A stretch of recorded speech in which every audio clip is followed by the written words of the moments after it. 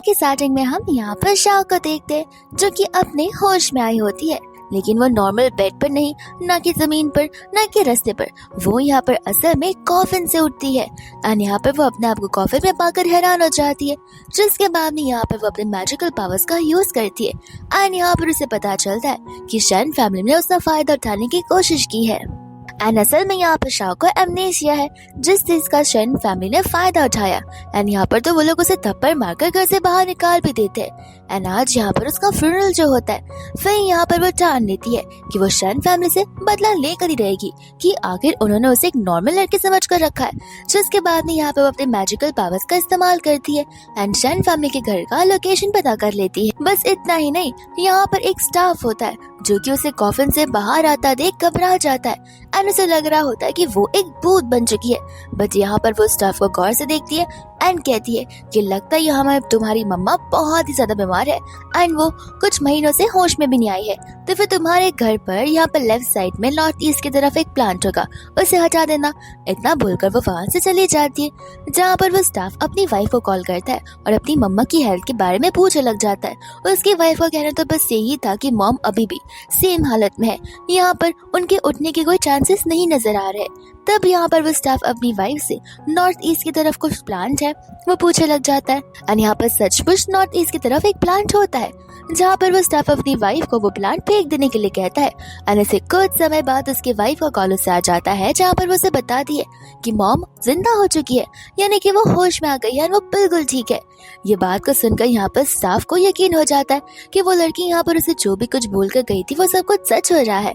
तो उसे यहाँ पर शाह चल चल कर जा रही होती है एंड रास्ते के बीच उसे भूख लग जाता है, तो फिर यहाँ पर उसे ढेर सारे एप्पल्स दिख जाते हैं, लेकिन वो असल में यहाँ पर किसी के ग्रेवयार्ड पर था। तो वो एप्पल्स के बदले यहाँ पर उस पर ब्लेसिंग्स डाल देती है कि तुम नेक्स्ट लाइफ में यहाँ पर बहुत ही रिच और स्ट्रॉन्ग फैमिली में बर्थ लोगी एंड तुम्हारी लाइफ बहुत अच्छी होगी, क्योंकि तुमने मुझे यहाँ पर भूख लगने पर एप्पल जो दिया। फिर वो एप्पल खा खा कर जा रही होती है, लेकिन जैसे यहाँ पर रास्ते के थोड़ा आगे बढ़ती है, हम यहाँ पर एक ग्रैंडमा को नोटिस करते जो कि अचानक से यहाँ पर बेहोश हो जाती है।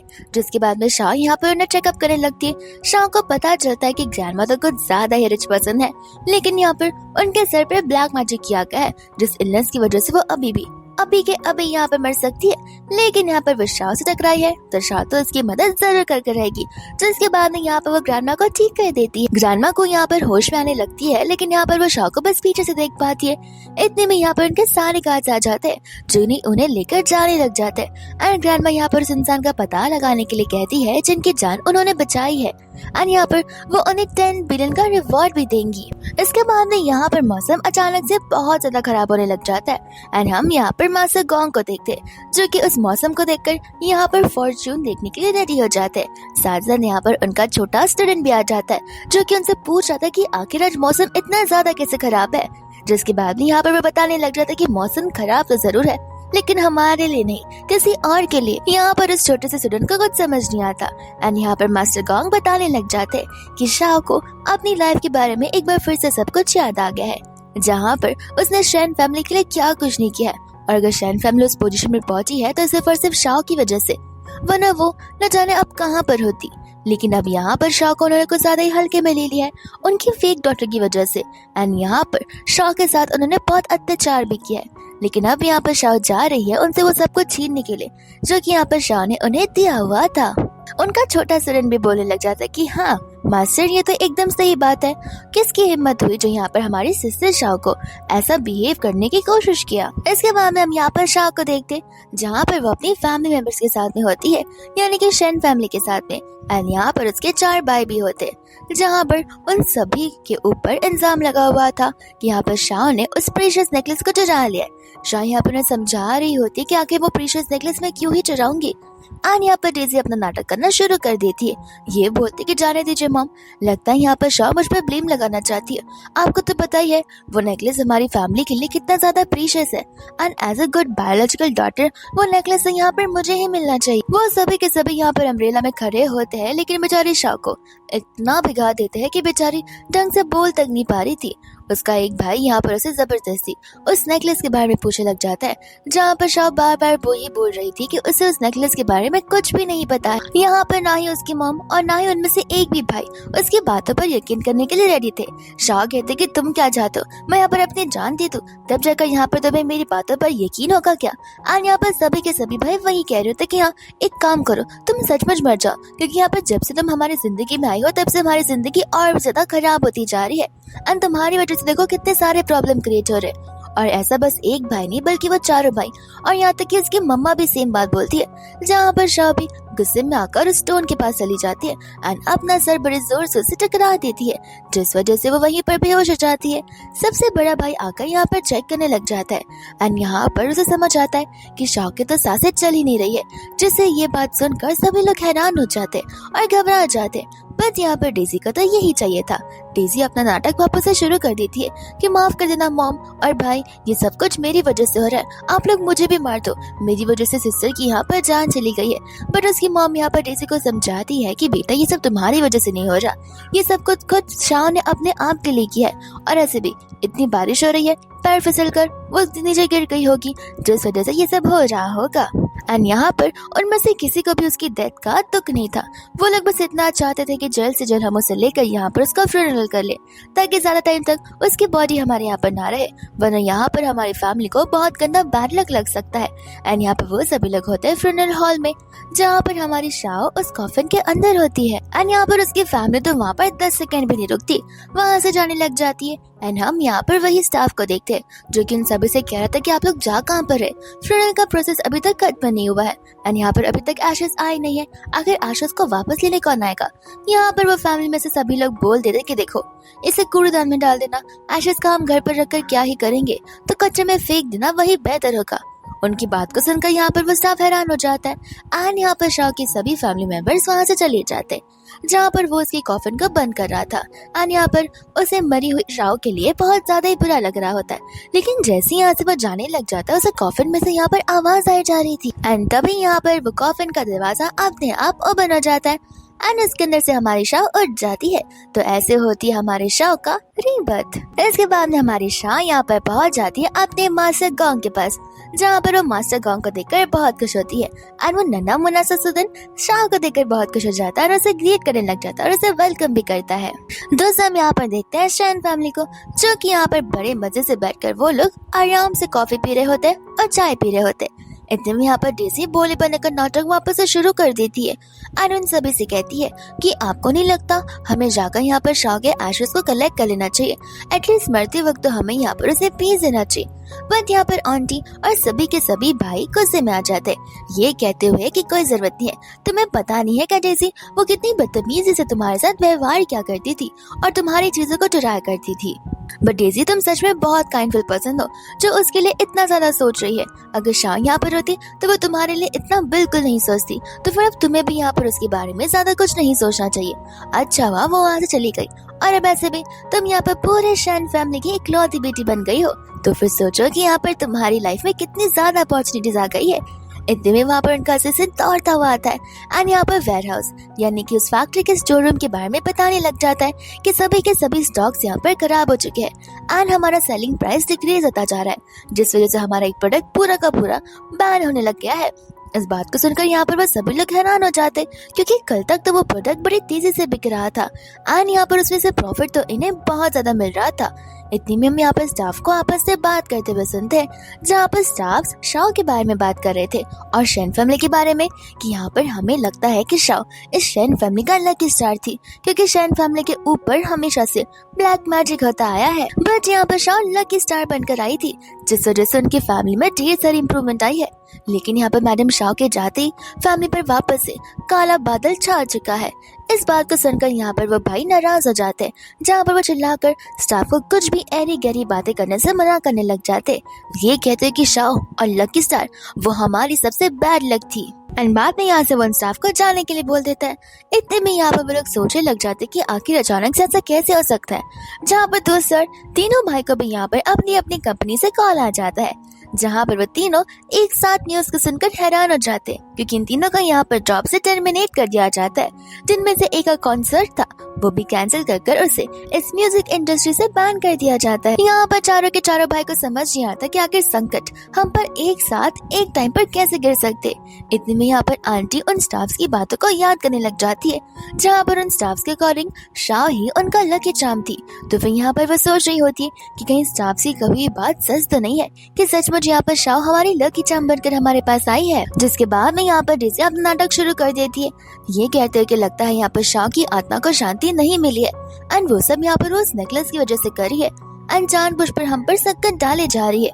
एंड बाद में यहाँ पर वो शाह की आत्मा से बात करने लग जाती कि शाह, अगर तुम मेरी बातें सुन रही रहोगी तो प्लीज मेरी मॉम और मेरे भाई को सफर मत करवाओ, तुम्हें चाहिए तो तुम मुझसे रिवेंज ले लो। यहाँ पर इतनी रिच फैमिली, इतनी लिटरेट फैमिली आज यहाँ पर इलिटरेट पर्सन के जैसे डेज़ी की बातों को मान रही है एंड बेवकूफ बनती जा रही है। एंड यहाँ पर उसके भाई डेज़ी से कहने लग जाते कि डेज़ी ऐसी बातें मत खाओ, इसमें यहाँ पर तुम्हारी कोई गलती नहीं है। वो शाह इतनी नैरो माइंडेड थी जो कि वो ऐसी बातें सोच सकती है। एंड बाद में यहाँ पर वो सभी लोग डेज़ी को लकी चार्म मारने लग जाते हैं एंड शाह को एक बैड चार्म। इतने में यहाँ पर उन्हें अभी भी इस बात का डर होता है कि आखिर वो नेकलेस सचमुच कहाँ पर होगा, क्योंकि वो नेकलेस उनकी फैमिली के लिए कुछ ज्यादा इम्पोर्टेंट है। बट उनमें से एक भाई कहते हैं कोई बात नहीं, 2 दिन बाद यहाँ पर हमारी डेज़ी का बर्थडे है, जहाँ पर हम उसके बर्थडे पर उसे बहुत बड़ा सरप्राइज देंगे एंड डेज़ी यहाँ पर हमारी लकी चार्म है, ये हम सभी के सामने साबित भी कर देंगे। एंड ये बात तो शाह की, तब हमें उसके बारे में ज्यादा कुछ नहीं सोचना चाहिए, गलती सारी उसी की थी कि वो खुद जाकर मरने चली गई। आंटी कहती कि हाँ शाह तो क्या, अब तो मैं यहाँ पर शाह के सोल यानी कि आत्मा को भी हमारे सिर पर मंडराने नहीं दूंगी। हम यहाँ पर मास्टर के पास जाकर हमारे घर को और हमारी बॉडी को प्यूरिफाई करवा सकते हैं। इसके बाद में यहाँ पर वो सभी लोग मास्टर गोंग के टेम्पल के नीचे ही होते हैं एंड यहाँ पर उन्हें नॉर्मली सीढ़ियाँ चढ़कर नहीं जाना होता है। अगर यहाँ पर उन्हें अपनी इच्छा को पूरी करनी हो तो वह यहाँ पर उन्हें एक स्पेशल तरीके से ऊपर जाना होगा। हर एक स्टेप्स पर यहाँ पर उन्हें बो डाउन करते हुए जाना पड़ेगा। तो फिर यहाँ पर डेज़ी कहने लग जाए कि ब्रदर्स आप सब मेरी फिक्र मत कीजिए, यहाँ पर वो नेकलेस मेरी वजह से घुमा है, तो फिर मैं यहाँ पर इन सारे रिचुअल्स को पूरा कर ऊपर की तरफ जाऊंगी, मास्टर गॉग को इम्प्रेस करूंगी और यहाँ पर उस नेकलेस को वापस बनवा कर यहाँ पर शाह की आत्मा को हमारे सर से हटा दूंगी। लेकिन यहाँ पर उसके भाइयों से ऐसा कुछ करने से मना कर देते, ये कहते कि तुम बहुत वीक हो और सेंसिटिव हो, तुम ये सब ना करो तो बेटर होगा।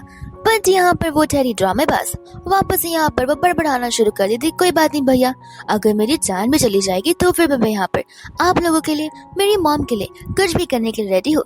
जिसके बाद में वो पांचों के पांचों मिलकर रिचुअल को कंप्लीट करते हुए ऊपर क्या जाने लग जाते हैं। सभी के सभी भाई यहाँ पर आपस में यही बात कर रहे होते कि देखो ना, शाह की गलती की वजह से यहाँ पर हमारी बहन डेज़ी को सफर करना पड़ रहा है। शाह यहाँ पर मरने के बाद भी हमारा पीछा छोड़ने के लिए रेडी नहीं है। सचमुच डेज़ी यहाँ पर हमारी लकी चार्म है और वो शाह हमारा एक बैड लक बनकर आई हुई है।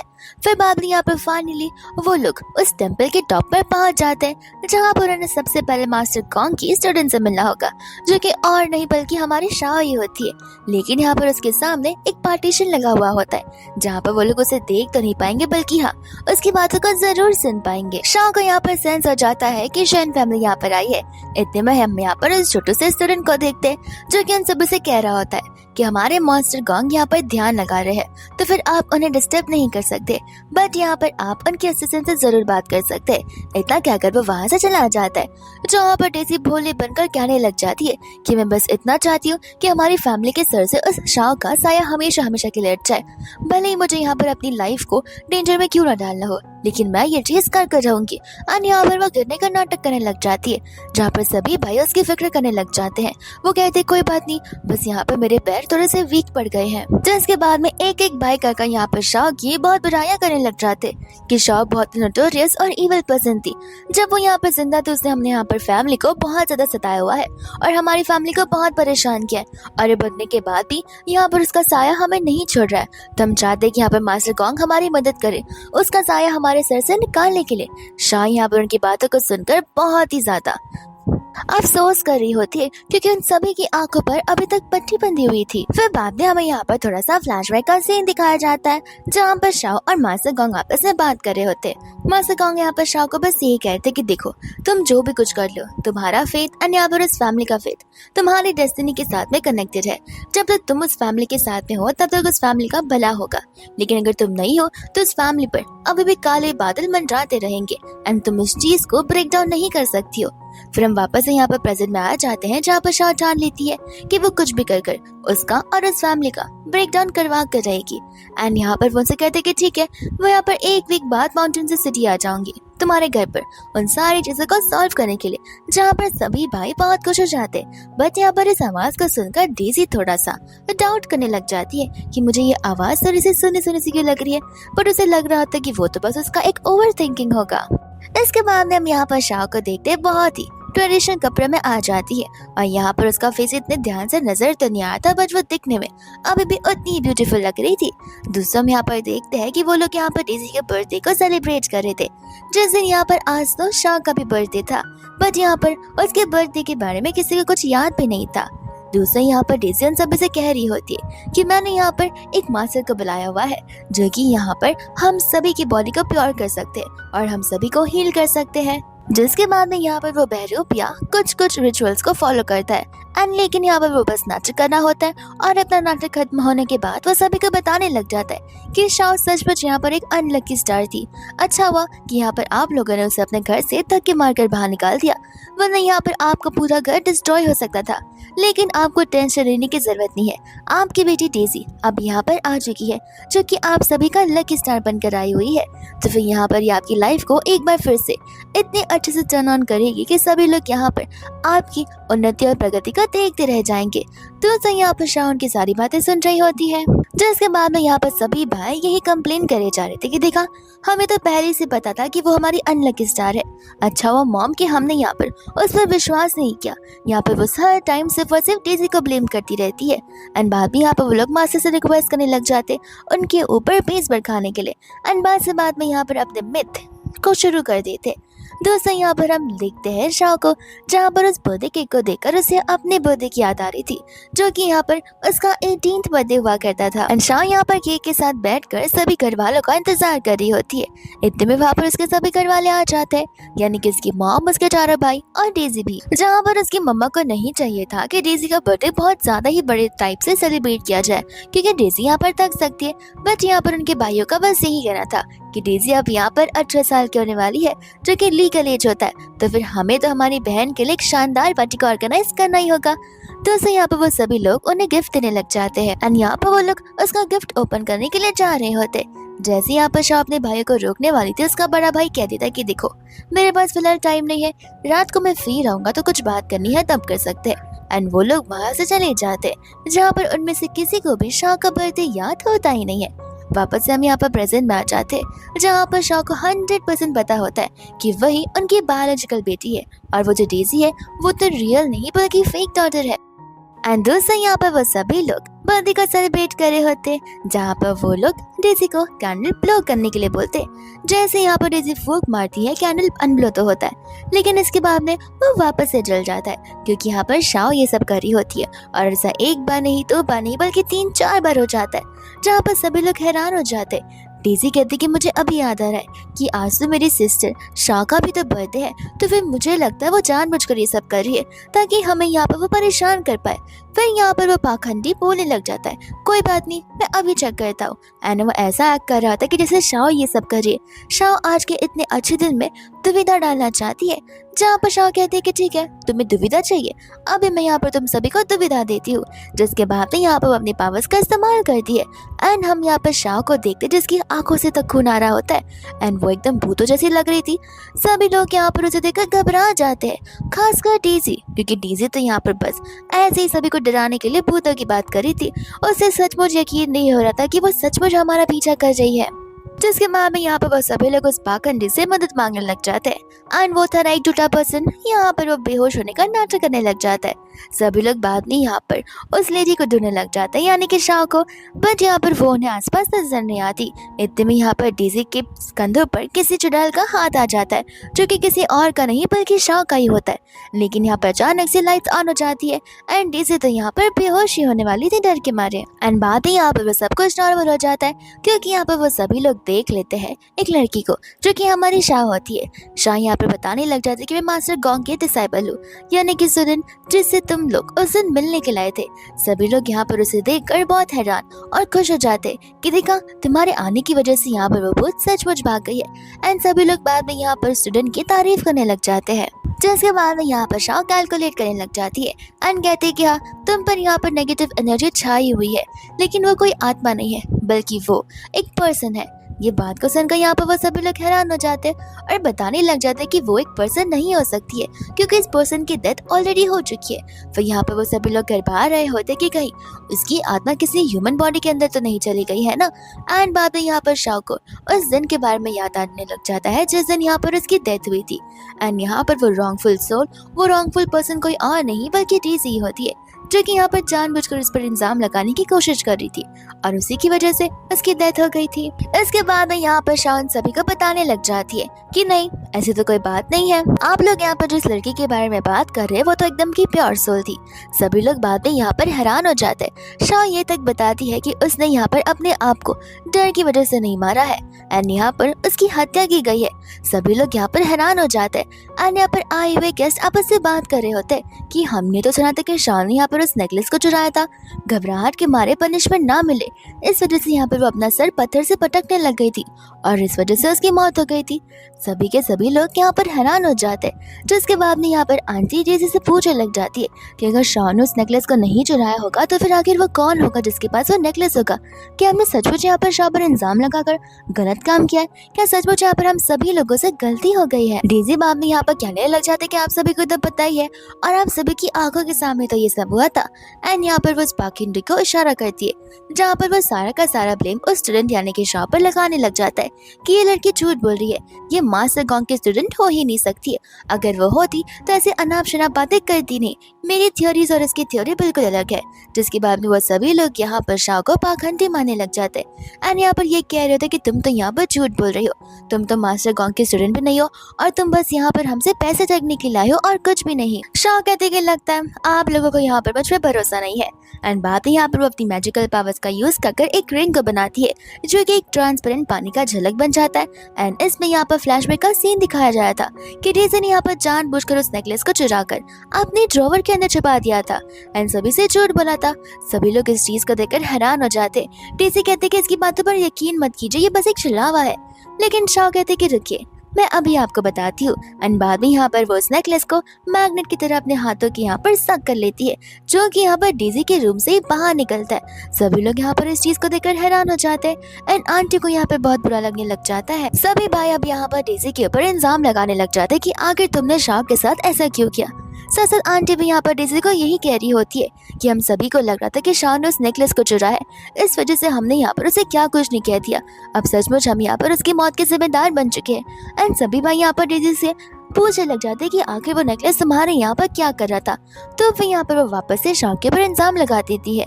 ये कहते कि शाह ने ये सब कुछ जानबूझकर किया होगा, उसने जानबूझकर उस नेकलेस को मेरे कमरे में रखा होगा ताकि आप लोग यहाँ पर मेरी छानबीन करें, वो नेकलेस मेरे पास मिल जाए एंड यहाँ पर तुम सभी को लगने लग जाए कि मैं ही जिम्मेदार हूँ। बाद में यहाँ पर वो पाखंडी को वो इशारा कर देती है, जहाँ पर वो कहते कि इस लड़की की बातों पर यकीन मत कीजिए, ये जो नेकलेस है वो फेक है। मैं इसे देख कर बता सकता हूँ, इसका आउटफिट भी देख रहे हो, ये यहाँ पर अपनी होलियां छुपा कर आई है ताकि हम में से कोई यहाँ पर इसे पहचान न पाए और इसे पकड़ ना ले।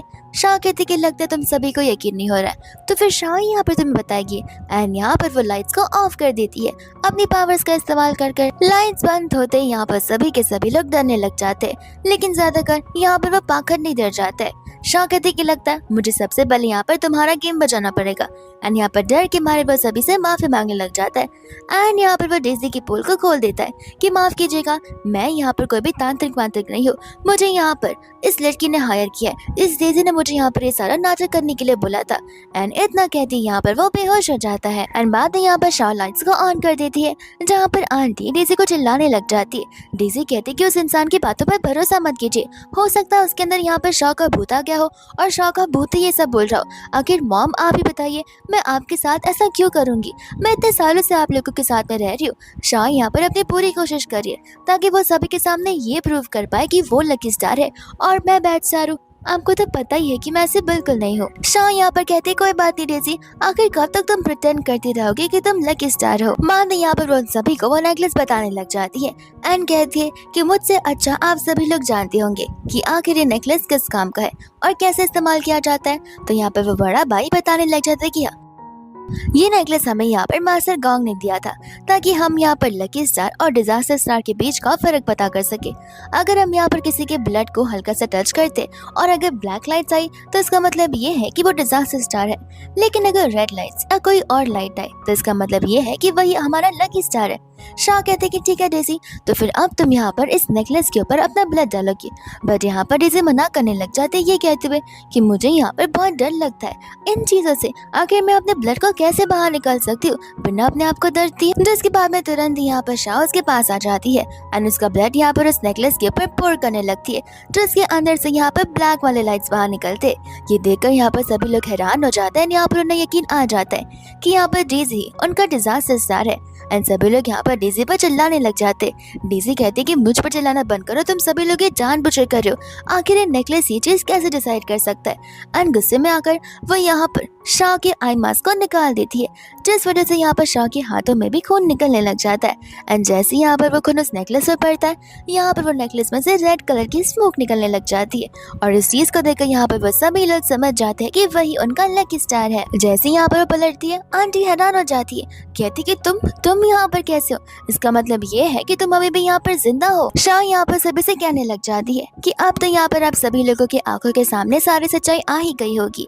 जिसके बाद में यहाँ पर आंटी डेजी को थप्पड़ मार देती है, ये कहते कि तुम्हारी हिम्मत कैसी हुई मुझे ये यकीन दिलाने कि तुम यहाँ पर लकी स्टार हो एंड यहाँ पर मैंने अपनी बेटी के साथ में इतना ज्यादा बुरा काम किया। दूसरा यहाँ पर उसका बड़ा वाला भाई भी उसे थप्पड़ मार देता है, ये कहते कि तुम्हारी वजह से मेरे सारे बिजनेस डील्स कैंसिल हो गए। दूसरा भाई भी थप्पड़ मार देता है, ये कहते कि तुम्हारी वजह से मेरा इतना बड़ा प्रोजेक्ट होने वाला था वो भी खत्म हो गया। तीसरा भाई भी उसे थप्पड़ मार देता है, ये कहते हुए कि उस कंपनी में यहाँ पर मुझे वाइस प्रेसिडेंट की पोस्ट मिलने ही वाली थी लेकिन वो तुम्हारी वजह से कैंसिल हो गई। चौथा भाई भी उसे थप्पड़ मार देता है, ये कहते हुए कि मेरा यहाँ पर बहुत बड़ा कॉन्सर्ट होने वाला था लेकिन वो कैंसिल किया और मुझे यहाँ पर म्यूजिक इंडस्ट्री से बैन करवा दिया गया, तो सिर्फ और सिर्फ तुम्हारी वजह से।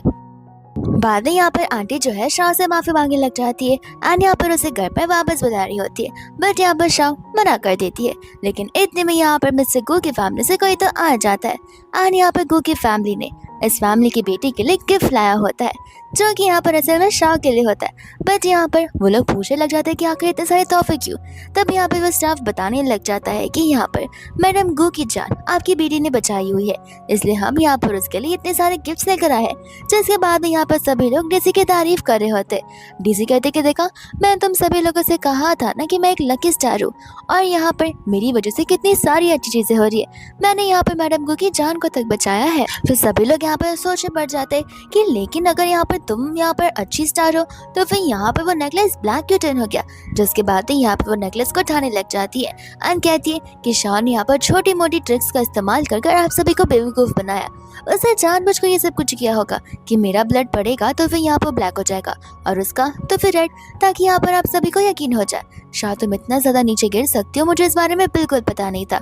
सभी लोग बाद में यहाँ पर शाह को एक दोषी ठहराने लग जाते कि आखिर वह कितना लिमिट क्रॉस कर सकती है अपने आप को लकी स्टार प्रूव करने के लिए और इस फैमिली में यहाँ पर अपनी जगह बनाने के लिए। एंड इसके बाद में यहाँ पर वो भाइयों को भी शक लगने लग जाता है एंड सभी लोग वापस एक बार फिर से शाह पर शक करने लग जाते।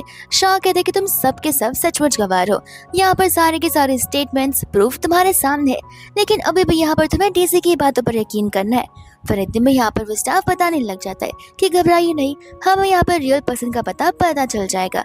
एंड बाद में यहाँ पर वो स्टील सम को बाहर निकालता है, यानी कि येलो कलर के पेपर को, जिसमें यहाँ पर चाइनीज लेटर में कुछ मिथोलॉजिकल चीजें लिखी हुई होती है। तो फिर यहाँ पर जो भी हैंडराइटिंग को कॉपी कर लेगा वही रियल इंसान होगा। तो इसके बाद में यहाँ पर सबसे पहली पारी होती है डेजी की। डेजी को तो यहाँ पर ऐसी लैंग्वेज लिखने तक नहीं आती थी, बट यहाँ पर वो अपनी पूरी कोशिश करी थी कि कैसे ना कैसे करके तो वो एकदम डिट्टो उसी तरीके से लिख ले। लेकिन यहाँ पर वो 2 अल्फाबेट से ज्यादा लिख नहीं पाती है, क्योंकि उसे खुद समझ नहीं आ रहा था कि आखिर इसे लिखा कैसा जाता है। भले वो कितना गौर से क्यों ना देख ले, वो गलत ही समझ रही थी उन सारे अल्फाबेट्स को। सभी लोग यहाँ पर हैरान हो जाते एंड कहने लग जाते हैं कि लगता है यहाँ पर ये डेजी सचमुच फेक है और सचमुच ही हम सबसे झूठ बोलती आई है। जरा देखो तो, इसे कुछ भी लिखने के लिए आ ही नहीं रहा है। शाह यहाँ पर उन सभी को बताने लग जाते हैं कि ये चाइनीज कैरेक्टर्स है, इतनी आसान नहीं होती। इसके लिए यहाँ पर हमें सालों भर का ज्ञान और ध्यान चाहिए होता है, जिसकी वजह से यहाँ पर हम ये चीज को लिख पाते हैं। एंड ये चीज को लिख पाना कोई आसान ह्यूमन के लिए नहीं होता है इजी। जिसके बाद में यहाँ पर उनसे कहने लग जाते कि नाटक करना बंद करो, तुम देख रही हो मैंने यहाँ पर कितना ज्यादा लिख लिया है। तो फिर इसके अकॉर्डिंग तो यहाँ पर मैं ही वो वुमन हूँ जिसने यहाँ पर मिसेस गो को सेव किया है। फिर हमें यहाँ पर फ्लैशबैक का सीन दिखाया जाता है, जहाँ पर वो स्टाफ उन बेटी को ढूंढते हुए वहीं पर आ जाता है, जहाँ पर वो उसी से कंफर्म करता है कि वही उसकी बेटी है। जिसके बाद में यहाँ पर वो उसे चाइनीज कैरेक्टर वाली चीज भी दिखाता है, जिसके बारे में यहाँ पर डेजी को पता नहीं होता, बट यहाँ पर डेजी ने उस चीज को ध्यान से देख रखी थी, इस वजह से यहाँ पर वो थोड़ा बहुत कुछ कर पाई थी। बाद में यहाँ पर सभी लोग शाह को फेक बुलाने लग जाते हैं एंड शाह वहाँ पर उन सभी से कहती है कि देखिए ये चाइनीज कैरेक्टर है, इसे यहाँ पर एक एक करके नहीं बल्कि एक ही बारे में पूरा लिखा जाता है, जो कि यहाँ पर डेजी नहीं कर पाई है। वो तो यहाँ पर कॉपी करने की कोशिश कर रही थी एंड सेम टू सेम यहाँ पर लिखने की कोशिश कर रही थी, कि जो कि साबित करता है कि वो यहाँ पर झूठ बोल रही है। बट यहाँ पर आंटी डेजी का ही साइड ले रही थी, ये कहते कि बस करो शाह, कब तक तुम डेजी पर यहाँ पर इल्जाम लगाती जाओगी, अब यहाँ पर सभी के सामने तुम्हारा सच बाहर आ चुका है। बट वो स्टाफ यहाँ पर कहने लग जाता कि नहीं, यहाँ पर मैडम शाह सच कह रही है, इन तरीके की टेल सम्स को एक ही स्ट्रोक में लिखा जाता है, ना कि एक एक कर कर। बाद में यहाँ पर डेजी अपनी मम्मा से कंप्लेन करने लग जाती है एंड कहती कि प्लीज शाह को अभी यहाँ से बाहर निकलवाइए, वरना मैं खुद ब खुद यहाँ से चली जाऊंगी। बट यहाँ पर उसकी मम्मा उसे रोकने लग जाती है एंड कहती कि अगर कोई जाएगा तो वो शाह है। लेकिन इतने में यहाँ पर हमें जोर से आवाज सुनाई देने लग जाती है, जहाँ पर गार्ड सब उसे कह रहे थे कि मिसेस गो यहाँ पर अभी एंट्री लेने वाली है। एंड बाद में यहाँ पर मिसेस गो यानी कि ग्रैंडमा गो वहाँ पर आ जाती है, जहाँ पर वो शाह की ओर बढ़ते हुए आ रही थी। एंड इस चीज को देखकर यहाँ पर डेजी बहुत नर्वस हो रही थी, बट अचानक से यहाँ पर इविल एनर्जीज वो ग्रैंडमा को धकेल देती है एंड ग्रैंडमा वहीं पर बेहोश हो जाती है, जहाँ पर वो सभी लोग ग्रैंडमा को लेकर सोफा पर चले जाते हैं। एंड बाद यहाँ पर उनका स्टाफ बताने लग जाता है कि इन दोनों में से किसी एक के पास में ईविल शक्ति है, जिस वजह से यहाँ पर इन पर ये ईविल शक्तियाँ हावी पड़ गई है। जिसके बाद में यहाँ पर शाह आगे बढ़ने वाली थी, बट यहाँ पर उसका भाई उसे रोक देता है। एंड बाद में यहाँ पर सभी लोग यही कह रहे होते कि यहाँ पर ग्रैंडमा शाह की तरफ से आ रही थी, इसका मतलब ये है कि ये सारी की सारी बैड एनर्जी शाह के अंदर ही है। इतने में यहाँ पर वो स्टाफ ग्रैंडमा के अंदर से इविल एनर्जीज को निकालने का कोशिश करता है, बट वो इतनी स्ट्रांग होती है कि यहाँ पर उसकी पावर्स का कुछ इस्तेमाल हो ही नहीं पाता है। जिसके बाद में आंटी यहाँ पर अपनी बेटी डेजी को यहाँ पर ग्रैंडमा की जान को बचाने के लिए बोल देती है। सभी लोग यहाँ पर डेजी को ही जान बचाने के लिए कह रहे थे। साथ ही साथ यहाँ पर वो स्टाफ डेजी से कहने लग जाता है कि अगर आपको अभी यहाँ पर प्रूफ करना है कि उस दिन यहाँ पर आप ही ने मिसेस गो की जान को बचाया था, तो फिर से उनकी जान को बचा लीजिए एंड सभी को यहाँ पर आप पर यकीन हो जाएगा। यहाँ पर डेजी सोच रही होती कि आखिर वो क्या करे। इतने में यहाँ पर वो लोग उसे येलो वाला टेलसम का पेपर देने लग जाते, जहाँ पर वो अपनी मर्जी से कुछ भी लिख देती है और इसकी लिखने की स्पीड से सभी को यकीन हो जाता है कि देखा हमारी डेजी को ये सारी चीजें कितनी आसानी से आती है। एंड बाद में यहाँ पर वो घबराते हुए ग्रैंडमा के पास जा रही थी, बट इतने में यहाँ पर शाह रोने लग जाती है एंड कहते कि तुम क्या थोड़ी सी पागल हो, तुम्हें यहाँ पर ये सारी चीजें आती नहीं है एंड तुम्हारे अंदर इविल शक्ति है, अगर तुमने अभी ये ग्रैंडमा के सर पर चिपकाया तो ग्रैंडमा की डेथ हो सकती है। एंड यहाँ पर इन सारी बातों को सुनकर सभी लोग घबरा जाते हैं, बट यहाँ पर आंटी को लगता है कि शाह झूठ बोल रही है। शाह बस यहाँ पर डेजी को बुरा प्रूफ करवाना चाहती है। जिसके बाद में यहाँ पर वो स्टाफ कहने लग जाता है कि आप वो टेलसम वाला चीज मुझे दे दीजिए, मैं यहाँ पर चीजों को देख कर समझ सकता हूँ। बट यहाँ पर उसे पता होता है कि अगर उसने वो चीज उसे दे दी तो फिर यहाँ पर उसका भांडा फूट सकता है, बट उसे ये भी पता होता है कि तुरंत यहाँ पर उसने ग्रैंडमा के सर पर वो लगा दिया तो फिर यहाँ पर ग्रैंडमा मर जाएगी और सारा का सारा ब्लेम यहाँ पर आ जाएगा शाह के ऊपर, क्योंकि शाह की वजह से तो यहाँ पर ग्रैंडमा बेहोश हुई है। तो फिर यहाँ पर फटाक से वो टेलसम उनके सर पर चिपकाने वाली थी, बट यहाँ पर शाह तुरंत ही उसके हाथों से उस टेलसम को गिरा देती है। सभी के सभी लोग यहाँ पर शाह पर चिल्लाने लग जाते हैं एंड डेज़ी भी कि तुम भी यहाँ पर ग्रैंडमा को मारना चाहती हो, हम सबको ये बात पता है। शाह कहते कि अपना मुंह बंद रखो, मुझे सारी सच्चाई पता है एंड यहाँ पर अगर कोई है तो मैं ही बस ग्रैंडमा को बचा सकती हूँ। बट यहाँ पर उसके भाई शाह को वहाँ से बाहर निकलवाने की कोशिश कर रहे थे। शाह कहते कि देखो, एक बार अगर किसी की डेथ हो जाती है तो हम उसे एक बार फिर से रिवाइव नहीं कर सकते, इसलिए ये मौका मुझे ही देने दो, क्योंकि मैं यहाँ पर ग्रैंडमा की जान को बचा पाऊंगी। जिसके बाद में यहाँ पर वो अपने ब्लड को काटती है एंड यहाँ पर वो मैजिकल पावर्स का इस्तेमाल करना शुरू कर देती है। डेज़ी को पता होता है कि ग्रैंडमा उठ गई तो फिर यहाँ पर वो उसकी जान नहीं बचा पाएगी, इसलिए बाद में यहाँ पर वो ग्रैंडमा के पास जाने वाली थी, पर तुरंत ही यहाँ पर शाओ डेज़ी को फ्रीज कर देती है एंड अपने पावर्स को इस्तेमाल करना शुरू कर देती है। जिसके बाद में यहाँ पर वो शक्तियों का स्ट्रोक चला जाता है ग्रैंडमा के पास में, जहाँ पर ग्रैंडमा को बहुत बड़ा झटका लगता है। तो सभी को लगता है कि ग्रैंडमा की हालत और खराब हो रही है, तो वो लोग शाओ पर चिल्लाने ही वाले थे कि इतने में यहाँ पर ग्रैंडमा को उठने लग जाती है एंड यहाँ पर वो शाओ को अपने पास बुलाती है। ये चीज देखकर यहाँ पर सभी लोगों को यकीन हो जाता है कि शाह ने उन्हीं की जान बचाई थी एंड डेज़ी यहाँ पर नाटक किए जा रही है। तो फिर उसका बड़ा वाला भाई यहाँ पर उसे थप्पड़ ही मार देता है गुस्से में आकर, और बस यहाँ पर उसका बड़ा भाई ही नहीं, सभी लोग यहाँ पर इस पर चिल्लाने लग जाते, यहाँ तक कि आंटी भी। एंड सभी लोग कह रहे होते कि बार बार तुम हमें यहाँ पर बेवकूफ़ बनाने की कोशिश कर रही थी, बार बार तुम यहाँ पर हमारा ब्रेन वॉशर कर ये समझाने की कोशिश कर रही थी कि तुम लकी स्टार हो एंड शाह यहाँ पर बैड स्टार है। जिसके बाद में यहाँ पर ग्रैंडमा जो होती है शाह को थाम के बोलने लग जाती है एंड अपनी सेहत के बारे में पूछ रही थी, बट यहाँ पर शाह को पता होता है कि यहाँ पर इविल स्पिरिट्स हैं जिनकी वजह से आप यहाँ पर अक्सर बीमार रहा करती है। ग्रैंडमा बताती है कि ये तो कुछ भी नहीं है, तुम अगर मेरे ग्रैंडसन को देखोगी तो उसकी हालत यहाँ पर मुझसे भी ज्यादा खराब है, प्लीज यहाँ पर मेरे ग्रैंडसन की जान को बचा दो।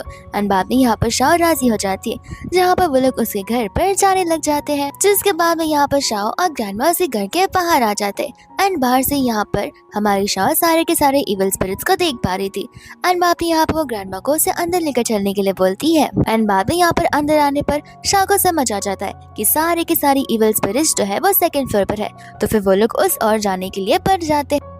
जिसके बाद में हमें यहाँ पर फ्लैशबैक का सीन बताया जाता है और तो और यहाँ पर जब शाह को ग्रैंडमा को लेकर जा रही होती है तब यहाँ पर उसके फैमिली मेंबर्स रोकते थे एंड यहाँ पर शेन फैमिली के साथ गो फैमिली ने सारे के सारे कोलैबोरेशंस को तोड़ दिया था। तो फिर वो लोग यहाँ पर इस कोलैबोरेशंस को एक बार फिर से शुरुआत करने के लिए ग्रैंडमा गुड से बात कर रहे होते, लेकिन यहाँ पर शाह साफ साफ कह देते कि देखो, मेरा अब यहाँ पर तुम्हारी फैमिली के साथ कुछ रिलेशन नहीं है, तो इस बात की उम्मीद मत लगाए बैठना कि मैं यहाँ पर तुम्हारे लिए कुछ कहूँगी। सभी के सभी फैमिली मेंबर्स यहाँ पर बहुत रिक्वेस्ट कर रहे होते, बट यहाँ पर शाह उन्हें मना कर देती है। ये कहते हैं कि मैं कितना रोई, मैंने कितना आपको समझाने की कोशिश की, लेकिन किसी ने भी यहाँ पर मुझ पर बिलीव नहीं किया, तो फिर मैं अब इस फैमिली के साथ कुछ रिलेशन रखना ही नहीं चाहती हूँ। ग्रैंडमा भी यहाँ पर कह देती है कि अब तुम्हारे साथ अगर शाह का कोई रिलेशन नहीं है तो मैं इस कॉर्पोरेशन को आगे बढ़ा नहीं सकती। एंड बाद में यहाँ से वो शाह को लेकर चली जाती है। शाह के जाने के बाद वो पूरी की पूरी फैमिली तो बिखर ही जाती है। आंटी को यहाँ पर बहुत ज्यादा गुस्सा आ रहा था अपने आप पर कि आखिर उन्होंने अपनी खुद की बेटी की बात ना मानते हुए उस फेक बेटे की बात मानी। एंड बाद में यहाँ पर वो सभी के सभी डेज़ी को धक्के मारकर घर से बाहर निकलवा देते। डेज़ी कहते कि आखिर मैं जाऊंगी कहाँ पर, बट वो लोग कहते कि जो करना है करो, इस घर पर वापस मत आना, अगर यहाँ दिख भी गई तो हम तुम्हें बिल्कुल नहीं छोड़ेंगे। दूसरा यहाँ पर गो फैमिली के घर का सीन देखते हैं, जहाँ पर हम देखते हैं जी को एंड यहाँ पर जी अपने डैड के साथ होता है, जहाँ पर जी अपने डैड से पूछ रहा था कि डैड आपको क्या लगता है यहाँ पर मेरा कजिन ब्रदर जिंदा भी रह पाएगा नहीं। उसका डैड और जी बहुत खुशी मना रहे होते। अंकल कहते कि तुम टेंशन मत लो, हमने इस पर ऐसा काला जादू किया है कि उसे ग्रैंडमा का चेला तक इसे बचा नहीं पाएगा एंड यहाँ पर 30 दिन में ये यहाँ पर भगवान को प्यारा हो जाएगा। एंड यहाँ पर वो लोग बड़ा मजाक उड़ा रहे होते हैं उसका। जैसे यहाँ पर शाओ गुजा के रूम पर आती है, वैसे यहाँ पर जी और उसका डैड पूछने लग जाता है कि तुम कौन हो और यहाँ पर क्या कर रही हो, अभी कभी इस घर से बाहर निकल जाओ। इतने में यहाँ पर ग्रैंडमा आ जाती है जो कि उन दोनों को वहाँ से बाहर निकलने के लिए कहती है एंड पूछते कि तुम यहाँ पर क्या कर रहे हो। अंकल कहते कि मॉम मैं तो यहाँ पर अपने बेटे को बस देखने के लाया था कि वो ठीक भी है या फिर नहीं। तो फिर ग्रैंडमा कहते कि पहली बात वो तुम्हारा अपना बेटा नहीं है, वो तुम्हारे भाई का बेटा है एंड तुम कब से यहाँ पर अपने भाई के बेटे की इतनी ज्यादा फिक्र करने लग गए। और वो उन्हें वहाँ से जाने के लिए बोलती है, जहाँ पर शाह सारी की सारी बैड एनर्जीज को फील कर पा रही थी, लेकिन यहाँ से जी और उसका डैड जाने के लिए रेडी नहीं थे एंड शाह यहाँ पर ग्रैंडमा से रिक्वेस्ट करने लग जाती है, जहाँ पर ग्रैंडमा उन्हें मारते हुए वहाँ से भगा रही होती है। दूर से खड़े होकर यहाँ पर जिया और उसके डैड सब कुछ देख रहे होते हैं। एंड जी को यहाँ पर फिक्र हो रही थी कि सचमुच अगर इस लड़की ने गुजा को ठीक कर दिया तो उसके डैड कहते कि तुम टेंशन क्यों ले रहे हो, वो यहाँ पर उसे ठीक कर ही नहीं पाएगी। एंड यहाँ पर उसके पास जीने के लिए बस 3 दिन बचे हैं। एंड 3 दिन के बाद यहाँ पर सारी की सारी प्रॉपर्टीज मेरे हाथ में आ जाएगी। फिर देखना हम दोनों यहाँ पर इतनी सारी चीजों के राजा महाराजा बन जाएंगे। लेकिन यहाँ पर शाओ अपने पावर्स का इस्तेमाल करने लग जाती है। एंड यहाँ पर अपनी पावर्स की मदद से, अपनी एक मैजिकल थियरी की मदद से यहाँ पर वो गुजा को एक बार फिर से ठीक कर देती है। और यहाँ पर गुजा को होश भी आने लग जाता है। इस चीज को तो देखकर यहाँ पर अंकल के होश उड़ जाते हैं। एंड तुरंत यहाँ पर वो अपने बेटे को लेकर वहाँ से भाग जाते। ग्रैंडमा यहाँ पर बहुत कुछ हो रही थी, बट यहाँ पर शाओ ने बताने लग जाती है कि मैंने यहाँ पर उसे फुली ठीक नहीं किया। गुजा कहते कि देखो तुम्हें पैसे चाहिए तो मेरे पास अंधे पैसे, तुम्हें जितना चाहिए मैं वो तुम्हें सारी चीजें दे दूंगा, बस मुझे यहाँ पर ठीक कर दो। शाओ बताती है कि वो पैसे के लिए नहीं रुकी है, बल्कि यहाँ पर उसने इंटरनल चीजों को ठीक कर दिया है। बट अभी भी यहाँ पर इविल स्पिरिट्स उससे मंडरा रहे, तो फिर यहाँ पर उसे इविल स्पिरिट्स का कोर हाथ ढूंढना होगा, जो कि यहाँ पर तभी पता चल सकता है जब यहाँ पर वो शाओ के साथ रहे, वो भी पूरा दिन। एंड यहाँ पर शाओ की डे टू डे लाइफ को मॉनिटर करे। तो ग्रैंडमा तो यहाँ पर बहुत खुश हो जाती है। एंड शाओ को वहीं पर बैठाकर वहाँ से चली जाती है खुशी खुशी कि यहाँ पर एक तीर से तो 2 निशाने लग गए, मेरा बेटा भी ठीक हो जाएगा और मुझे एक डॉटर इन लॉ भी मिल जाएगी। आखिर इससे ज्यादा खुशी की बात मेरे लिए क्या हो सकती है। दूसरा हम यहाँ पर देखते हैं अंकल को और जी को, जहाँ पर वो लोग उस तांत्रिक के पास चले गए थे। वो तांत्रिक यहाँ पर कह रहा था कि गुजा क्या होश में आ गया है। एंड यहाँ पर उसे ऑलरेडी उसके होश में आने का एहसास आ चुका था, क्योंकि यहाँ पर कोई उसकी शक्तियों को बीट कर रहा था। ये बात यहाँ पर उसके आहटों को पता चल गई थी। इतने में यहाँ पर वो लोग तांत्रिक को सारी बातें बताने लग जाते कि किस तरीके से यहाँ पर ग्रैंडमा उस लड़की को लेकर आई है उसे ठीक करवाने के लिए। वो तांत्रिक यहाँ पर टेंशन लेने से मना करता है, ये कहते हैं कि वो लड़की ने उसे यहाँ पर खाली टेम्पररी बेसिस के लिए ठीक किया है, लेकिन यहाँ पर 3 दिन में उस इंसान का मरना तो पक्का है और मुझ पर भरोसा करो ऐसा ही होकर रहेगा। इसके बाद में यहाँ पर लिविंग रूम में बैठकर मैगजीन पढ़ रहा था। शाओ यहाँ पर पहले खड़ी होती है, फिर चेयर लेकर बैठ जाती है, फिर चेयर को यहाँ पर थोड़ा सा पास करती है। एंड यहाँ पर गुजा की नजर उस पर रह ही रही थी, फिर वो चेयर को थोड़ा सा और पास करती है। गुजा सोचते कि चेयर अपने आप हिल जाए, फिर जैसे यहाँ पर गुजा मुड़ता है वो तुरंत ही यहाँ पर आकर, बल्कि सोफा के बाजू में नहीं उसके ऊपर ही बैठ जाती है। ये चीज देखकर ग्रैंडपा यहाँ पर शर्माने लग जाती है, ये कहते हुए कि डॉटर इन लॉ तो छोड़ो, मुझे अब यहाँ पर जल्दी से जल्दी मेरे ग्रैंड चाइल्ड का नाम सोचना ही पड़ेगा। इतने में यहाँ पे गुजा उसे कहने लग जाता है कि तुम मुझे कुछ ठीक भी करने वाली नहीं हो, मैं पूरी तरीके से ठीक हो गया हूँ, तुम तो बस यहाँ पर मुझे सेड्यूस करने के लिए हो। और वो वहाँ से भाग जाता है। जिसके बाद यहाँ पर वो नहाने जा रहा था तो भी यहाँ पर शाओ उसके पीछे थी। वो कहते कि कम से कम मुझे यहाँ पर चैन से नहाने तो दो। शाओ कहते कि मैंने कहा तुम्हें डिस्टर्ब किया है, तुम नहाओ, मैं यहाँ पर आके बंद कर खड़ी हो जाऊंगी। वो कहता है कि नहीं, यहाँ से बाहर जाओ, मुझे नहाना है। वो कहते कि देखो, अगर तुम मुझसे यहाँ पर 1 मीटर से दूर हो गए तो फिर तुम्हारे साथ यहाँ पर कोई भी हादसा हो सकता है और तुम 3 दिन के अंदर मर सकते हो। यहाँ पर वो उसे बाथरूम से बाहर निकाल रहा होता है, लेकिन ये हादसा उसके साथ बहुत जल्दी हो जाता है। जहाँ पर वो गिरने वाला था बट यहाँ पर शाओ से पकड़ कर बचा लेती है। फिर यहाँ पर वो कोई भी काम करे, भले यहाँ पर वो वॉशरूम जाना क्यों ना हो, शाओ वहाँ पर हमेशा उसके साथ खड़ी होती है। फिर टाइम आ जाता है यहाँ पर उसके ऑफिस जाने का, तो वो उसे समझा रहा होता है कि ऑफिस में उसे डिस्टेंस मेंटेन करना होगा। एंड यहाँ पर डिस्टेंस मेंटेन करने वाली बात करते करते कोई उसे किडनैप करके ले चला जाता है। एंड यहाँ पर शाओ तो उस गाड़ी से भी ज्यादा स्पीड में भाग रही होती है, जहाँ पर वो कार के सामने आ जाती है, अपनी पावर से कार का डोर ओपन करती है। सभी गुंडे यहाँ पर उसके पास आ रहे होते हैं, बट वो उन सभी को फ्रीज कर देती है। एंड यहाँ पर आसानी से गुजा बाहर निकल जाता है। जिसके बाद यहाँ पर शान से पूछने लग जाते कि सच सच बताओ, आखिर ये सारा काम तुम्हें करने के लिए किसने बोला है। बट यहाँ पर उनमें से कोई भी कोई बात बताने के लिए रेडी नहीं था। लेकिन जैसे यहाँ पर गुजा उन्हें 1 मिलियन देने का बोलता है, वो लोग यहाँ पर सारे राज खोल देते हैं एंड कहते हैं कि यहाँ पर मिस्टर जी ने हमें ये सारा काम करने के लिए कहा है। जी का नाम सुनते ही यहाँ पर गुजाओ बहुत ज्यादा हैरान हो जाता है एंड यहाँ पर शाह को बताने लग जाता है कि जी मेरे अंकल का बेटा है। एंड यहाँ पे मुझे यकीन नहीं हो रहा कि मेरे अंकल और मेरा कजिन मिलकर मुझे ही मारना चाहते हैं। जिसके बाद यहाँ पर वो लोग ऑफिस के लिए निकल पड़ते हैं। एंड जैसे ही यहाँ पर वो लोग अपने ऑफिस में पहुंचते हैं तो फिर यहाँ पर शाह उसके कैबिन को देखती है, जिसके अंदर यहाँ पर सिर्फ कैबिन में नहीं बल्कि यहाँ पर पूरे ऑफिस में उस इविल पीरियड का साया होता है। तो फिर यहाँ पर वो उसे कह देती है कि मैं यहाँ पर उसे जड़ सुखाने के लिए जा रही हूँ, तुम तब तक यहाँ पर कैबिन में बैठकर काम करो। जैसे यहाँ पर वो काम कर रहा होता है इतने भी यहाँ पर उसकी असिस्टेंट आती है उसे पानी देने के लिए। लेकिन यहाँ पर वो कॉफी लेकर आ जाती है, जहाँ पर वो कॉफी गिर जाता है उसके ऊपर। एंड यहाँ पर वो मौके का फायदा उठाकर उसके बैग पर एक टेल्सम डाल देती है, जिसकी वजह से अब यहाँ पर कोई भी गुस्सा को कंट्रोल कर पाएगा। दूसरा हम यहाँ पर देखते हैं शाह को, जो कि एक रूम के अंदर चली जाती है एंड यहाँ पर उसे उस चीज का बेस पॉइंट मिल जाता है और वो यहाँ पर सारी चीजों को डिस्ट्रॉय कर कर खुश हो जाती है कि अब यहाँ पर इविल स्पिरिट्स नहीं आ सकती है। लेकिन जैसे ही यहाँ पर वो कैलकुलेट करने लग जाती है, उसे समझ आ जाता है कि गुजाओ यहाँ पर कोई मुसीबत में है। दूसरा हम यहाँ पर देखते हैं ज़ी को, जो कि एक डॉल को अपने कंट्रोल में कर रहा था एंड वो डॉल से वो चीज़ें करवाया जा रहा था जो चीज़ें यहाँ पर उसे गुजा से करवानी थी। एंड जैसे जैसे डॉल कर रही थी वैसे वैसे यहाँ पर गुजा किया जा रहा था, यहाँ तक कि वो बिल्डिंग के एकदम एज पर खड़ा हो गया था। जी यहाँ पर उसे गिरा नहीं पा रहा था, लेकिन तभी यहाँ पर शाह आ जाती है, जो कि अपनी पावर्स का इस्तेमाल कर उसे एक रस्से से बांधकर अपनी ओर खींच रही थी। एंड यहाँ पर वो दोनों अपने सारे पावर्स का इस्तेमाल कर रहे थे, जहाँ पर जी के ऊपर दोबारा बॉम्ब ही फट जाता है और वो वहीं पर बेहोश हो जाता है।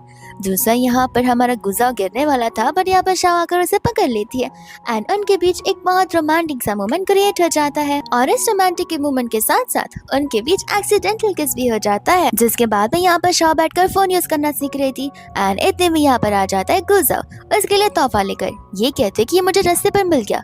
जैसे यहाँ पर शाह से खोलती वो बहुत ब्यूटीफुल सा रेड रूबी का रिंग होता है और उसे सुन देकर बोलने लग जाता है, इतनी महंगी चीज आपको रास्ते पर कैसे मिल सकती है, और ये तो आपका डिजाइन क्या हुआ रिंग है। एंड गुजा यहाँ पर उसे चुप रहने के लिए बोलता है। गुजा कहता है कि मैंने सुना है 2-3 दिन पहले तुम्हारा बर्थडे था, तो फिर गिफ्ट देना तो बनता ही है।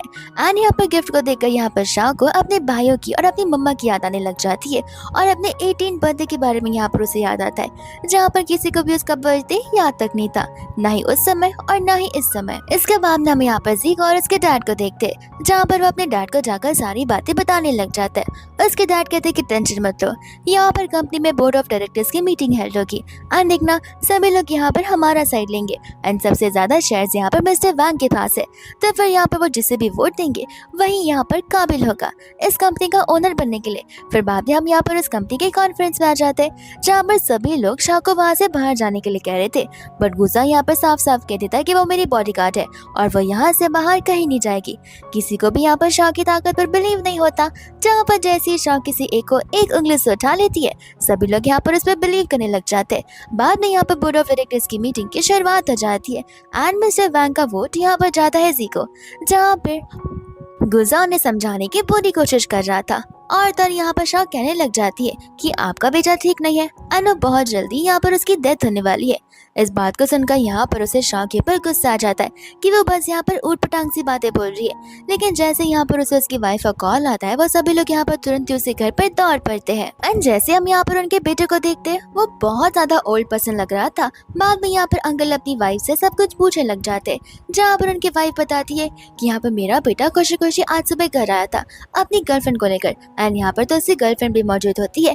लेकिन जैसे ही मैं यहाँ पर उनके लिए फ्रूट्स लेकर आने लग गई, उसकी गर्लफ्रेंड ने उसे अपने हाथों से फ्रूट्स खिलाए एंड कुछ समय बाद यहाँ पर उसके बाल सफेद होने लग गए, उसके फेस पर रिंकल्स आने लग गए एंड अचानक से यहाँ पर उसके दिल की धड़कन बंद हो गई एंड उसने सांस लेना भी बंद कर दिया। सभी के सभी लोग यहाँ पर समझ नहीं पा रहे थे कि आखिर यहाँ पर चल क्या रहा है। बट यहाँ पर शाह एक थ्रेड को देखती है जो कि उस लड़की के हाथों में भी होता है और वो उस लड़की की यानी कि उसकी गर्लफ्रेंड के भी हाथों में होता है एंड बाद में यहाँ पर वो कैलकुलेट करने लग जाती है, जहाँ पर उसे समझ आता था कि इन सब के पीछे उसकी गर्लफ्रेंड का हाथ है एंड उसकी गर्लफ्रेंड कोई यंग लड़की नहीं है, बल्कि यहाँ पर वो एक बुढ़िया है जो कि हर समय यहाँ पर हर एक मेंस को अपना शिकार बनाती है ताकि यहाँ पर वो उनकी एज को पा सके एंड यहाँ पर अपनी लाइफ को एकदम लॉन्ग तरीके से जी सके।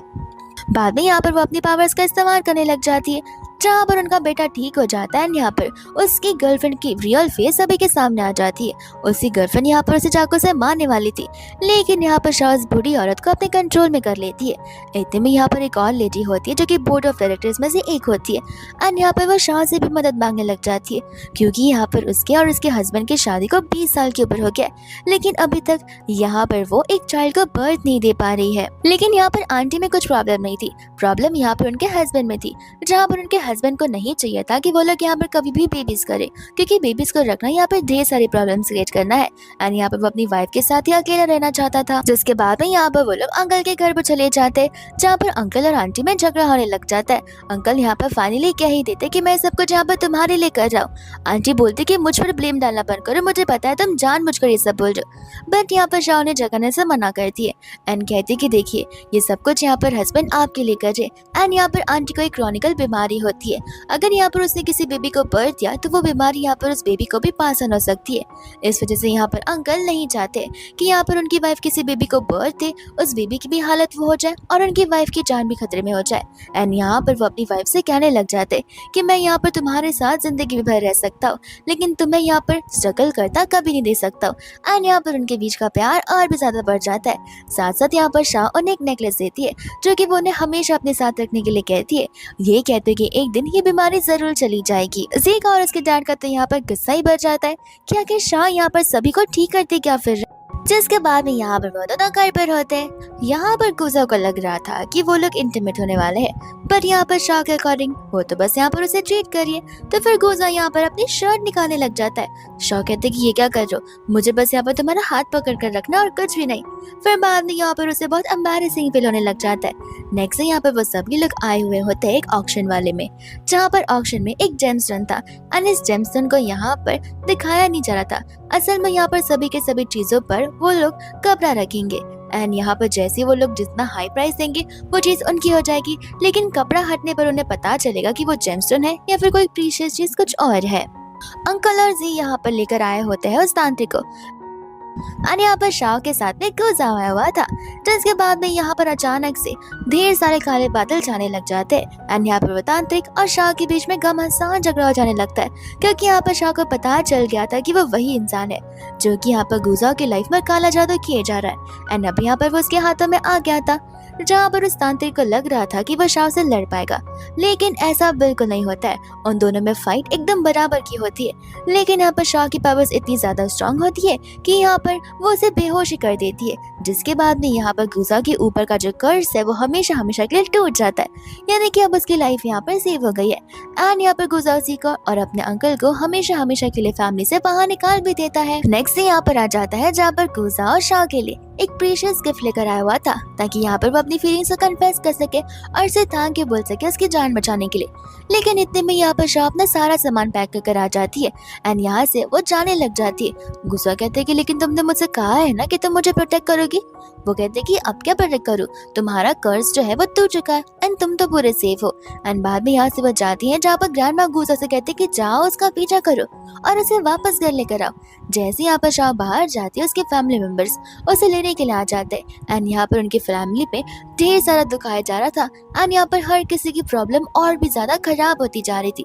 बट यहाँ पर शाह उनके साथ जाने से मना कर देती है, तो वो लोग यहाँ पर गुस्से में आकर उसे कहने लग जाते कि हम तुम्हारी फैमिली है, इतने साल से हम तुम्हारे साथ रहे हैं। शाह कहते कि बस करो, तुम वही फैमिली हो ना जिसने यहाँ पर मुझे मर जाने के लिए कहा था और मेरे फ्यूनरल पर मेरे एशेस तक तुम घर पर लेकर नहीं आना चाहते थे, ताकि यहाँ पर मेरा बैड लक तुम्हारे घर पर ना रुक जाए। तो फिर अब मैं यहाँ पर उस घर पर वापस नहीं जाना चाहती हूँ। इतने में यहाँ पर गुजा आ जाता है जो कि इन सभी को वहां से जाने के लिए कहता है एंड ये भी धमका देता है कि अगर नहीं गए और शाह को नुकसान पहुंचाने की कोशिश की तो मुझसे बुरा कोई नहीं होगा। वो सभी लोग यहाँ से गुस्से में चले जाते हैं, जहाँ पर गुजा अपनी फीलिंग्स को एक्सप्रेस करता है एंड कहता है कि मैं तुम्हें यहाँ पर जबरदस्ती नहीं रखूंगा, अगर तुम माउंटेन्स जा रही हो तो मैं तुम्हारे साथ माउंटेन्स में आऊंगा इन सारे बिजनेस को छोड़कर, एंड मैं यहाँ पर हमेशा तुम्हारे साथ रहना चाहता हूँ। शाह कहती कि उसकी जरूरत नहीं है, मैं यहाँ पर तुम्हारे साथ रहूंगी एंड यहाँ पर वो उसे हक करने लग जाती है। और इसी के साथ ये ड्रामा यहीं पर खत्म हो जाता है।